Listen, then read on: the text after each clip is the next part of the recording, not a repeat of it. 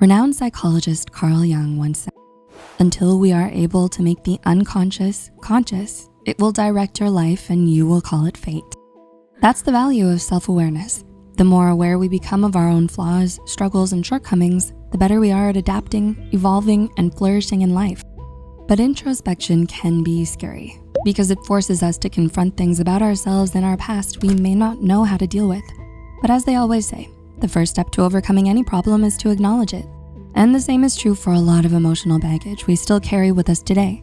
So if you'd like to take that first step, here are some of the most common types of coping mechanisms and how they relate to certain types of traumatic experiences. There's been a huge decline in mental health around the world, which is why we're so committed to creating more content than we ever have. Thanks for being a part of our journey. Number 1, abuse, exploitation. Have you ever had someone you trusted purposefully hurt, abuse, or take advantage of you? Have you ever been humiliated, cheated on, lied to, or manipulated by someone you once considered a friend or a loved one? For most people who have had and still have unhealed trauma because of this, their coping mechanism is likely to mistrust or always be suspicious of other people and their intentions. Does this sound like you? Number 2, abandonment. Whether it was a parent who walked out on you, a romantic partner who ghosted you out of the blue, or growing up in the system and moving around from one family to another, experiences of being abandoned, especially at a young age, can easily leave us with lasting emotional damage. They often erode our sense of self-worth and negatively impact our view of others as well. So if you have a deep-seated fear of abandonment, it's most likely that your coping mechanism is to keep people at an emotional distance and leave before you get left. Number 3, emotional deprivation. Similar to the last point, even if the significant people in your life are physically and actually there for you, their emotional neglect and deprivation can be just as traumatizing too. Were they never attentive or affectionate towards you? Did they deprive you of empathy, understanding, and emotional connection? Did you often feel alone and unsupported? Experiences of emotional deprivation often lead to an over-reliance on oneself and inability to ask for help or show weakness to others. Number 4, shame, unworthiness. Anyone who's had to deal with a difficult person in their lives knows the psychological and emotional toll it takes to listen to their criticism every day.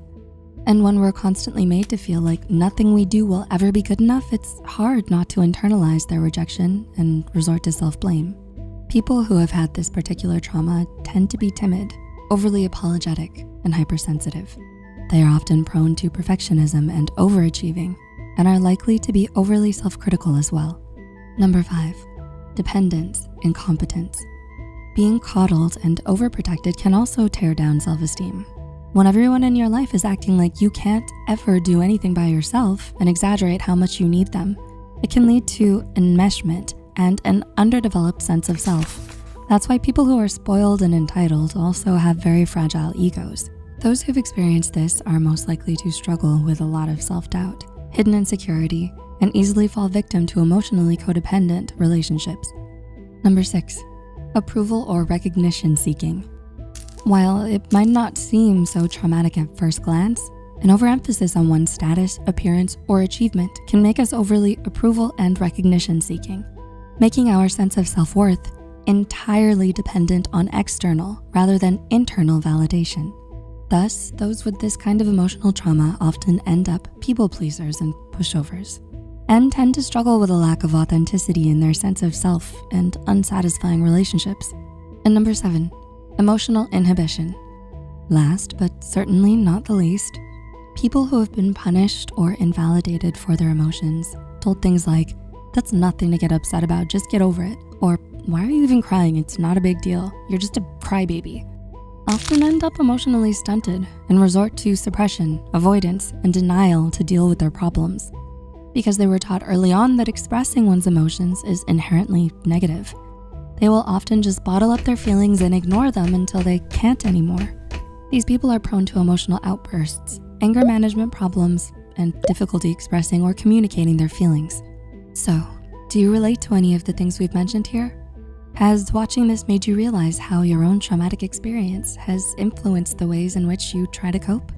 If you feel overwhelmed right now and would like to begin healing from your trauma and learn better, healthier ways of coping, the best thing you can do for yourself is to reach out and talk to someone about it. Seeking help from a mental health care professional can provide you with the support and information you need to improve the overall quality of your life. If you found some insight or new ideas in this video, make sure to leave a like and share with a friend.